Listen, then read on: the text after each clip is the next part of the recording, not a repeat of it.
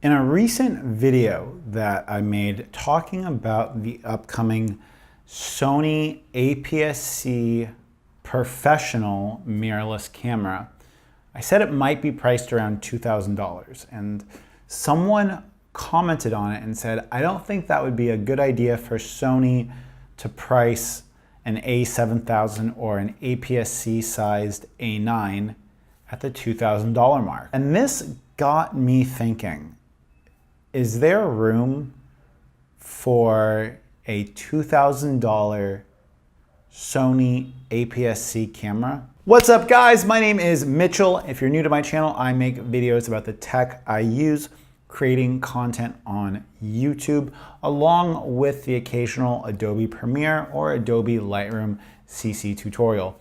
I drop videos twice a week, so if you're new to my channel, go ahead and hit that subscribe button, and let's just jump into it. When Sony released the A7 III, it was by far one of the biggest kind of shake-up products in the photography industry. And that was because it was offering a full frame experience with excellent video, excellent low light, at a price point that was absolutely astounding. And there's many reasons that Sony can do this. One of them is that Sony uses the same camera bodies throughout their entire line. So when it comes time to release a new body, they don't have to do the R&D, and they can use economies of scale to lower the price point of the physical hardware of these devices. What I would like to examine is the idea that because of the $2,000 price point that the A7 III hits, Sony cannot release an APS-C $2,000 camera. Now, at least in my opinion, this comment came off as very short-sighted and very almost ignorant to the idea that bigger is always better. And while I agree that a full frame sensor is preferable in a lot of ways, there's people like me who still value and still prefer the form factor and the flexibility of the prime lens selection that APS-C cameras offer.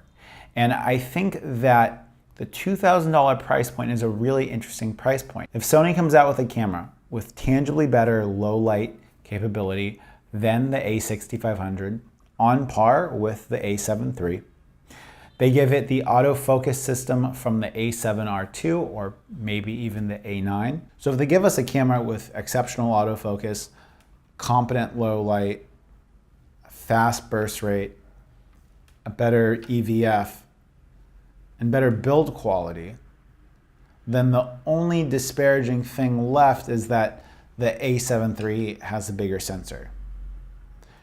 Someone like me would gladly take a more video optimized APS-C body, maybe with 10-bit internal 4K or 4K 60.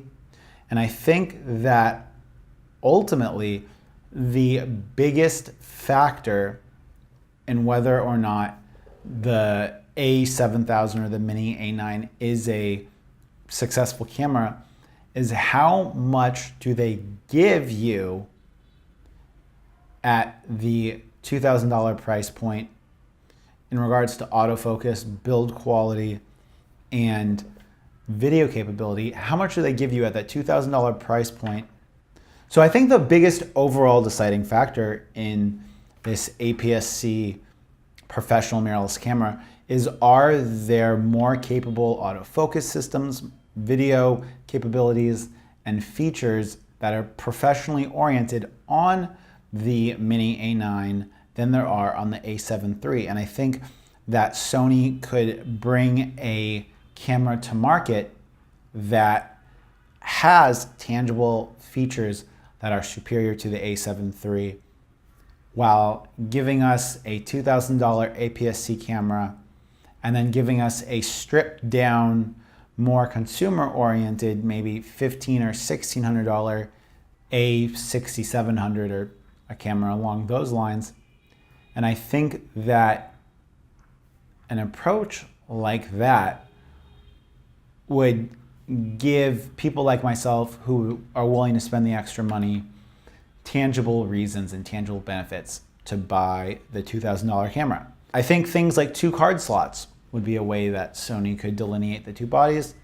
And I would like to know what you guys think. What features does Sony need to bring on an APS-C camera to charge $2,000?